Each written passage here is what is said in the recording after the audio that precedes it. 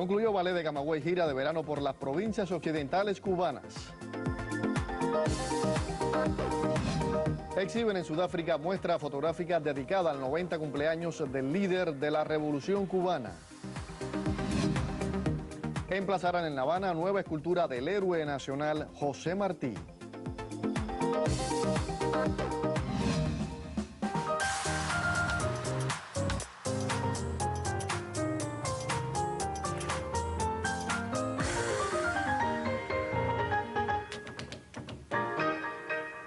Saludos desde La Habana. Abrimos una nueva emisión del Noticiero Cultural de la Televisión Cubana este martes 26 de julio de 2016, Día de la Rebeldía Nacional. El Ballet de Camagüey, después de sus presentaciones en el Gran Teatro de La Habana Alicia Alonso y en las provincias de Villa Clara y Santi Espíritus, concluyó la gira de verano en el teatro principal de su ciudad de origen. En el ámbito coreográfico del Ballet de Camagüey, Giselle renace, una de las obras clásicas románticas del ballet mundial, regresó a las tablas del teatro principal en su segundo acto, con versión del maestro José Antonio Chávez. Después de la presentación en el Gran Teatro de La Habana Alicia Alonso y en las provincias de Villa Clara y Santi Espíritus, la compañía representativa del país en el arte de bailar en puntas concluyó la gira de verano con la actuación para el público de su ciudad. Fue una gira exitosa, fuimos muy bien acogidos por el público y tengo que decir, y lo digo así con satisfacción, los muchachos han bailado muy bien. La interiorización de los personajes constituyó premisa para irradiar emociones en el desempeño escénico. Esta pieza continúa revolucionando sus matices en los papeles asumidos por generaciones de jóvenes bailarines. Versatilidad en la interpretación y el virtuosismo marcaron la actuación del Ballet de Camagüey, colectivo que empezó los festejos por su medio siglo de existencia a celebrarse en diciembre de 2017. Giselle, con una versión sobre el original, fue un vivo reflejo de la riqueza expresiva de la danza clásica. Florece cada día en el mito de los eternos enamorados que han convertido al amor en salvación eterna.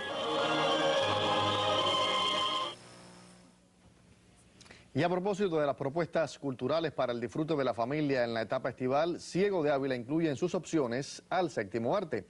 Para los amantes del cine y su desarrollo tecnológico, se inauguró en esa provincia una nueva sala de cine 3D. Una novedad para los amantes del séptimo arte es ya realidad en Ciego de Ávila. La apertura de una sala de proyección cinematográfica en 3D se suma a los ofrecimientos de deleite en este verano. La antigua Sala 7 del Centro Provincial de Cine se transformó en el nuevo recinto de cine 3D con capacidad para 20 personas y una definición de la imagen cinematográfica de alta calidad. La segunda sala de este proyecto se instalará en el municipio de Majagua como parte de las acciones del Centro Provincial de Cine que permiten ampliar las ofertas visuales para los avileños en la etapa estival y como homenaje a la fecha histórica del 26 de julio. Estos espacios ofrecerán 3 tandas de películas en el horario de la mañana para los infantes, en la tarde para el segmento poblacional de adolescentes y jóvenes y en el horario nocturno para personas con mayoría de edad. Entre los filmes que se exhibirán con esta tecnología están los dibujos animados Frozen, Lluvia de hamburguesas y la cinta cubana Meñique. Inauguran sala de cine 3D en Ciego de Ávila como parte de la política de desarrollo cultural y para continuar sumando alegrías al verano cubano. En Ciego de Ávila, Henry Godínez, Noticiero Cultural. Comenzamos nuestro habitual recorrido por lo que publican las secciones culturales de otros medios de prensa. El portal Cuba Debate informa que con la apertura al público de una exposición de 90 fotografías de Fidel Castro, inició en Sudáfrica las celebraciones por el cumpleaños del líder de la Revolución Cubana. La muestra Fidel Castro at 90 Rarely Known Photos of the Cuban Leader incluye imágenes exclusivas de fotoreporteros de la agencia noticiosa Prensa Latina, que hasta el 10 de agosto se exhibirán en el emblemático Museo Memorial Freedom Park en Pretoria. La agencia de noticias Prensa Latina, por su parte, anuncia que la compañía Danza Contemporánea de Cuba propone para el próximo fin de semana 2 estrenos mundiales en el Gran Teatro de La Habana Alicia Alonso. Elementos asociados a la libertad, la desinhibición y la conquista de metas son la esencia de la pieza Las paredes se van, de Julio César Iglesias, una de las novedades coreográficas. La otra obra estará a cargo del bailarín de la propia compañía Norge Cedeño, matizada por la contraposición de sentimientos. Y por último, el portal digital Cuba Sí da a conocer que la fusión del jazz y la música folclórica latinoamericana será el plato fuerte del próximo concierto del quenista argentino Rodrigo Sosa y el pianista cubano Alejandro Falcón, previsto para el 6 de agosto en el Teatro del Museo Nacional de Bellas Artes. Entre los invitados al encuentro están el laudista Barbarito Torres, el maestro Rui López Nusa en el drums y la joven cantante Carla Vicens, ex integrante del grupo vocal Sexto Sentido.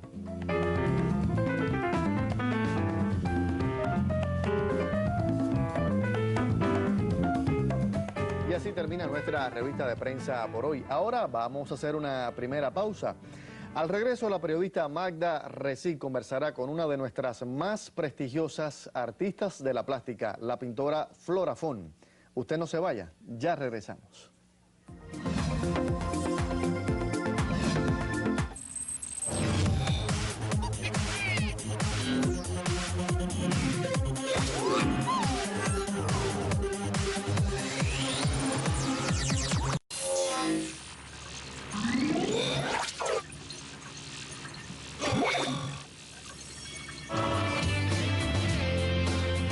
El libro te acompaña durante todo el verano. Lo lees, lo vives.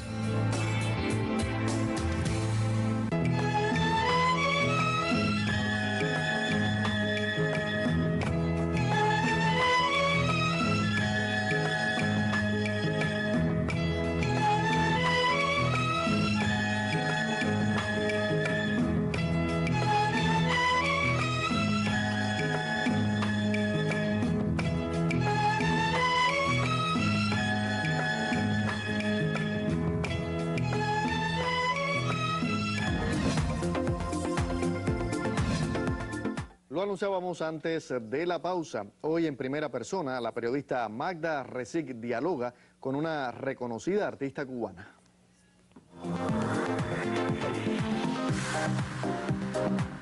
En primera persona recibimos hoy a una mujer de la cual presume la cultura cubana. Se trata de alguien que ha aportado al escenario de las artes plásticas en nuestro país su sello muy personal, muy distintivo.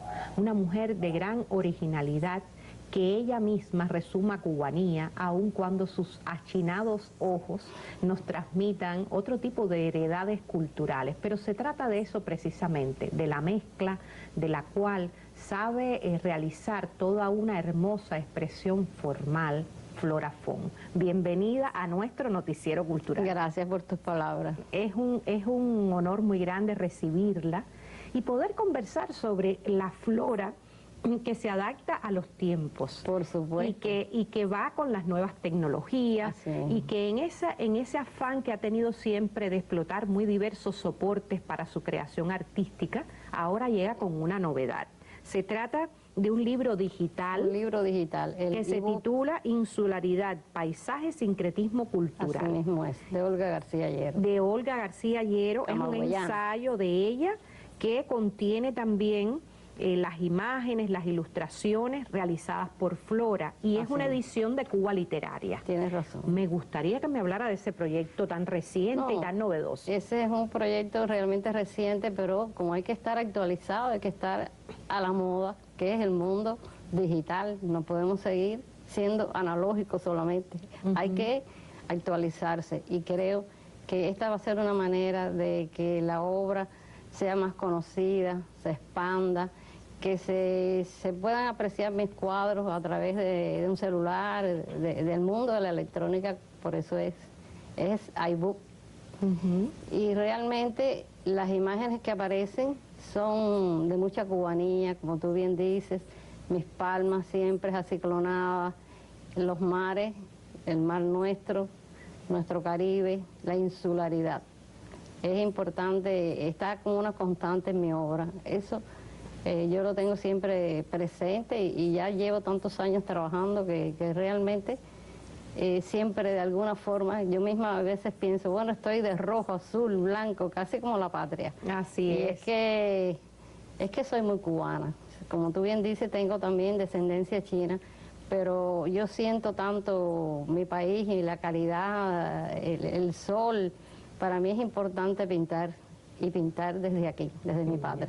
Y no solo pintar, yo sé que Flora ha experimentado muy diversos soportes, sí. Y de eso me gustaría hablar también, porque estamos hablando de que ya llegó al mundo de lo digital, sí. Pero usted dentro de las artes plásticas se mueve por muy diversos mundos, por muy diversos universos. ¿Cómo se produce esa confluencia de universos? Bueno, imagínate que yo ya incluso siempre pienso en la cometa china, porque fue el punto de partida para hacer una exposición muy grande que hice en Bellas Artes de esculturas de gran formato en acero negro. Y por eso te digo también la escultura en bronce. He realizado una serie en bronce, es decir, tengo pintura, tengo mural, intervengo en, no sé, diseñar un libro, trabajar con Artex, en fin. En la cerámica, en los vitrales. En los vitrales, que me gustan tanto, me gusta poder el vitral me permite trabajar mucho el color, los girasoles son muy conocidos, y ver, por ejemplo, cómo la obra camina, llega a todos los hogares.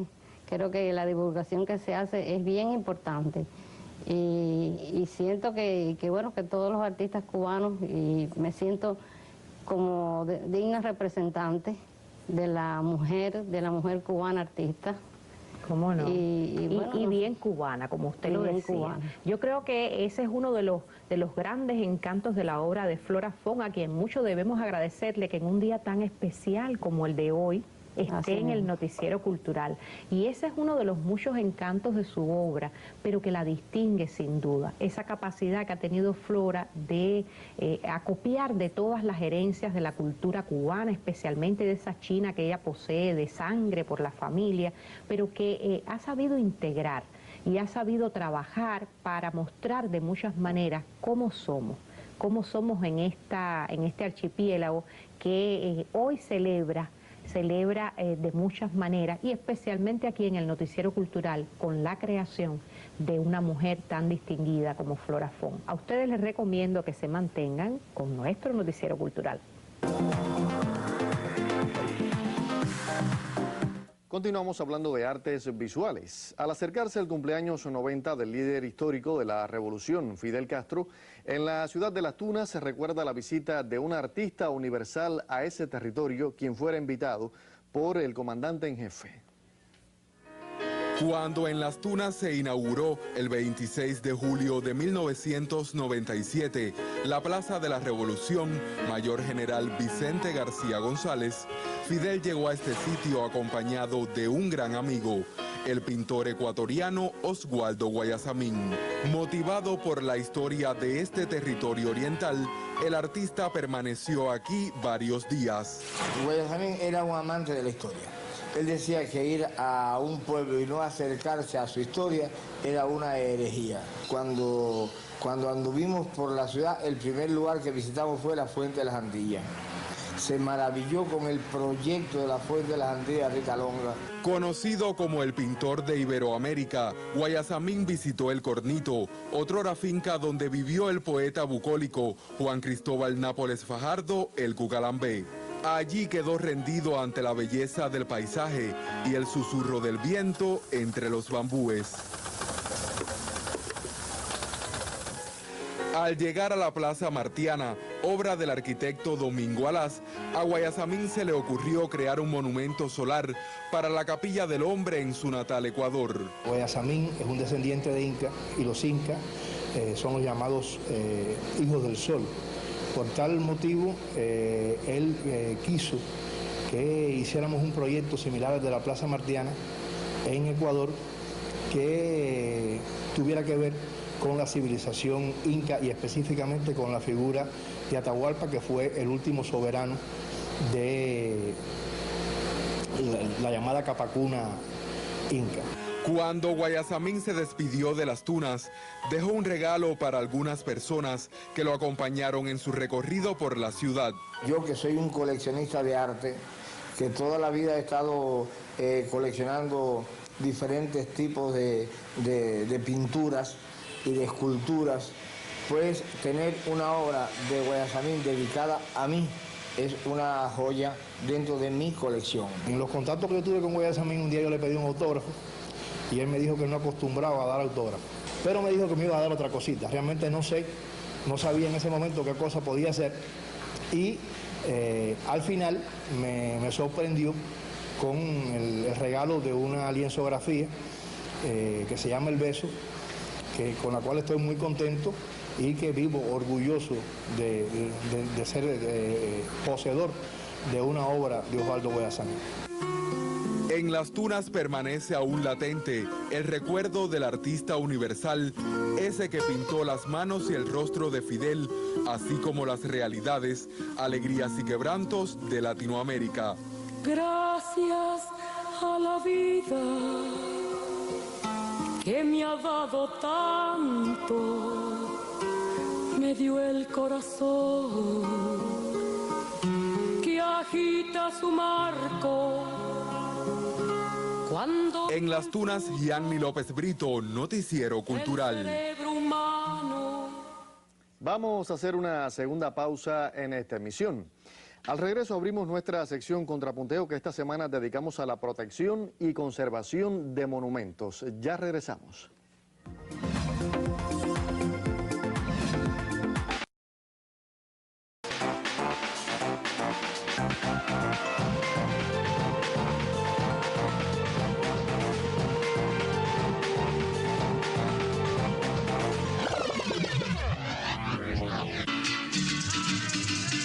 El precedente más inmediato de la creación de la Unión de Escritores y Artistas de Cuba fueron las reuniones que se tuvieron en junio de 1961 con el compañero Fidel, otros miembros del gobierno y muchos escritores y artistas.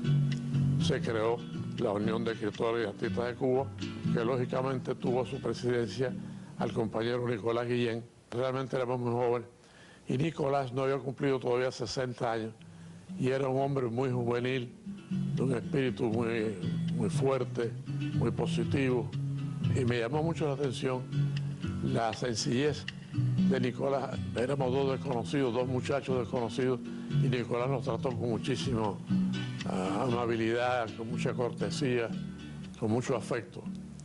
Así era él realmente, una persona llena de afecto, llena de calidez.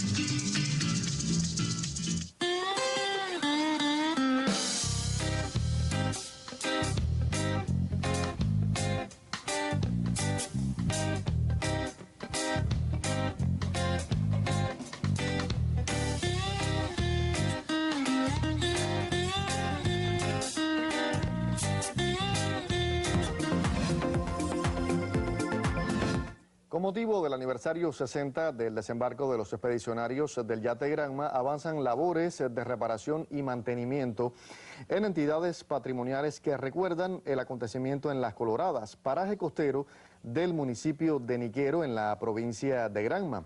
Los trabajos comenzaron en 2015 y uno de los primeros resultados notables fue la restauración de la réplica del histórico yate ubicada en el fondo de la Plaza de Actos. El programa incluye también la reparación del bohío, que recuerda el del campesino Ángel Pérez Rosabal, primer lugareño que auxilió a los expedicionarios tras el desembarco.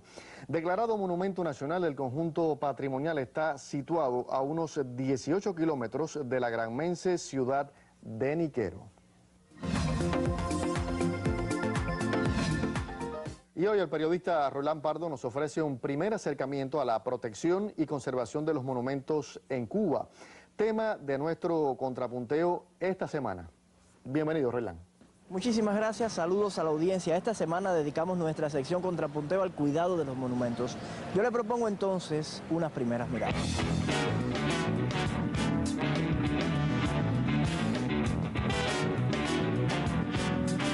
Yo creo que hay falta de apego a los símbolos en muchos casos. Y creo también que la familia y la escuela deberían insistir más sobre el respeto a los monumentos y a las cosas en general que hay en la ciudad, ¿no? Pero en lo que a monumentos se refiere, realmente están siendo vandalizados con bastante frecuencia. Yo he visto actos notables, sobresalientes, de respeto hacia los monumentos, pero también he visto actos de vandalismo hacia los monumentos.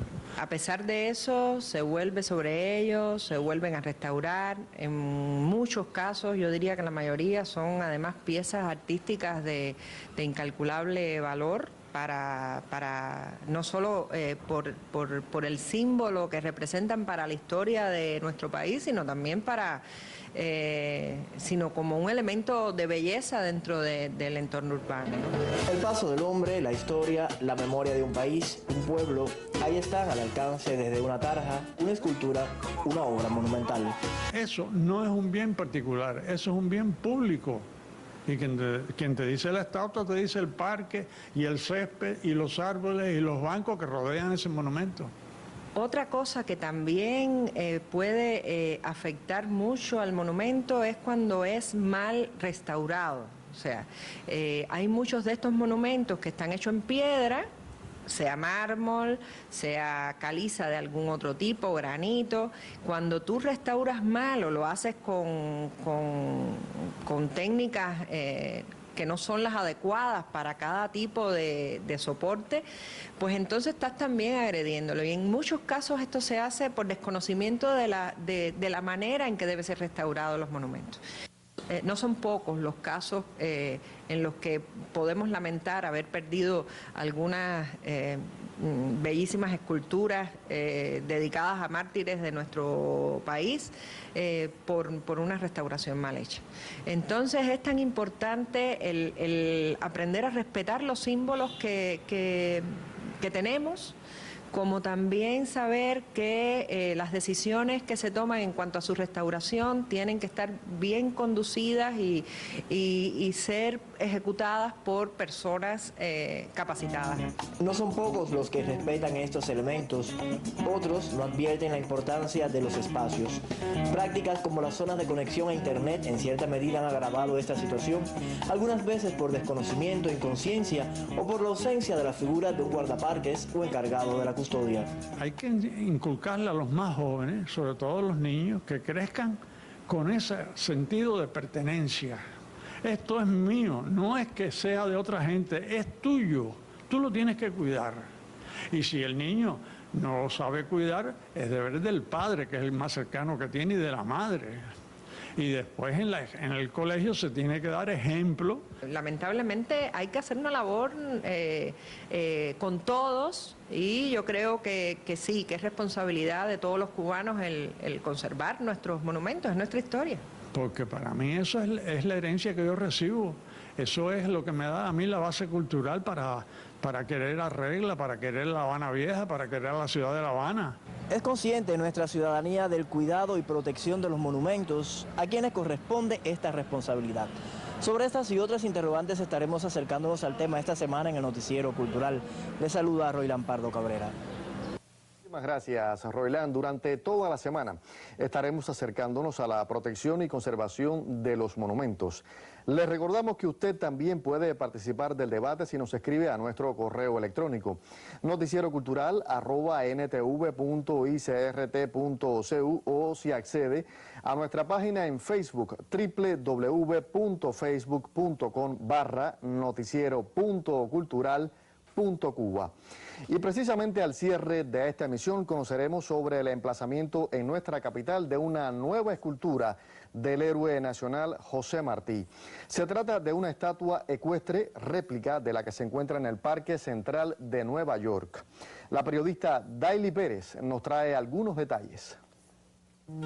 Quienes la han visto de cerca en el Parque Central de Nueva York aseguran que es una escultura bella y sublime, que ni aún en el instante de su caída en combate pierde el apóstol su halo de luz, tal vez porque fue modelada con la sutil gracia de las manos de una mujer. Realmente es una obra muy especial, creo que es una obra ecuestre realmente magnífica. Creo que fue de alguna manera una obra muy revolucionaria en su momento. Es una obra cargada de emociones, traslada eso y recurre para ese drama, recurre a muchos recursos que en ese momento eran recursos bastante novedosos en cuanto al movimiento, a la expresión, a la dinámica.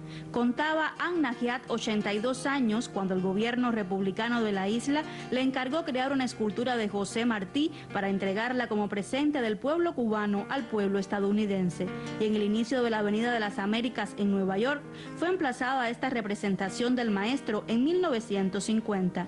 6 años después, Agna y su esposo regalaban a La Habana otra de sus esculturas, símbolo de la Nueva América. Los portadores de la antorcha, o también conocida como el relevo, obra de la escultora estadounidense Agna Giat, que desde 1956 adorna este pequeño parque habanero. Esculpida en bronce, fue donada por su esposo, el filántropo e hispanista Archer Milton Huntington, a la República de Cuba. Siempre la he considerado, a mi juicio al menos, una de las esculturas más hermosas de la ciudad de La Habana. Creo que es una escultura de ese tipo de obra, de espacios públicos, una de las artistas más destacadas de la primera mitad del siglo XX. Después descubrí que esa escultura estaba en varias ciudades en el mundo. No lo esperaba, fue una especie de asombro conocer que esa escultura, que para mí, siendo un estudiante, era una obra tan excepcional, la tenía en otras ciudades. Numerosas instituciones y personalidades estadounidenses han colaborado en este empeño de la Oficina del Historiador de la ciudad para traer a Cuba una réplica de la escultura de José Martí creada por Agna Giat.